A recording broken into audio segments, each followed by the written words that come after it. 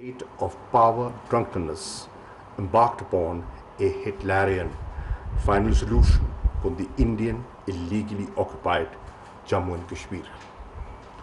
Thus began intensification of the slow-moving tsunami of Indian state terrorism. The resolutions of the United Nations Security Council, at which India covets a permanent seat, were cast aside, and no tool of cruelty was deemed excessive by the world's largest democracy.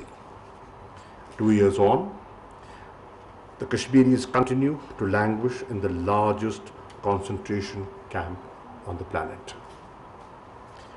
On top of that, they are being held incommunicado. They do not have access to regular or even emergency medical facilities, a plight not shared even by the worst criminals. Even COVID-19, which has generated unprecedented empathy in human race, has done nothing to bring even an iota of relief to the Kashmiris. But it gets worse. India is trying to eliminate Kashmiris altogether. Young men disappearing without a trace. New domicile rules and land laws have been thrust upon the Kashmiris to re-engineer Indian illegally occupied Jammu and Kashmir's demography. In its delusion of grandeur, India expected the world, and more pertinently Pakistan, to acquiesce. But ladies and gentlemen, Pakistan, guided by the clarity of Prime Minister Imran Khan's vision, stood its ground. Under the Prime Minister's directions, I had the honor to focus the Foreign Ministry's efforts on rousing the international community.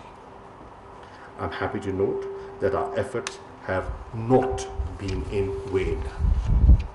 The Security Council has discussed the Jammu and Kashmir dispute thrice since August 2019.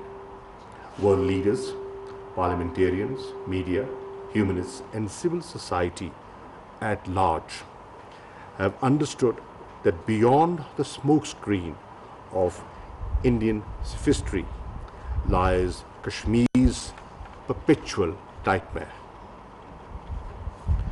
So, ladies and gentlemen, the question is, what do we do? I didn't touch anything.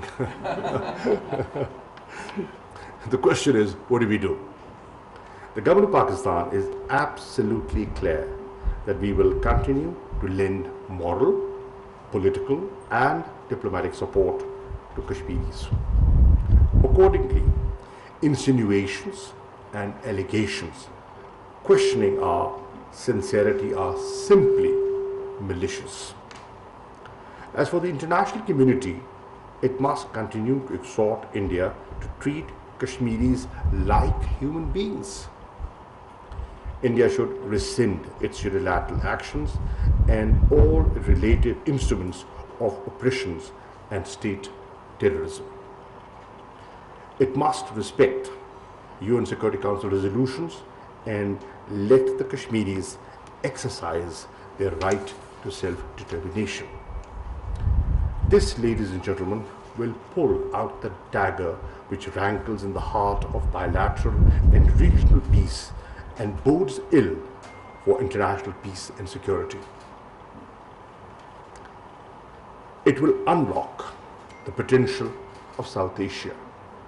Pakistan wants to shift focus from geopolitics to geoeconomics. We want peace with India, but not at the expense of the Kashmiris. We hope the Indian leadership will prefer statesmanship over populism. We hope we can together weaken the extremist narrative through a genuine Pacific settlement of a festering dispute. Rest assured, Imran Khan's government will not be found wanting. I thank you.